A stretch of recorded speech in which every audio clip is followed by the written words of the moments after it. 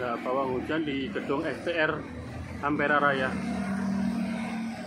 Semoga tidak hujan sampai jam 2 siang ini. Ya Allah.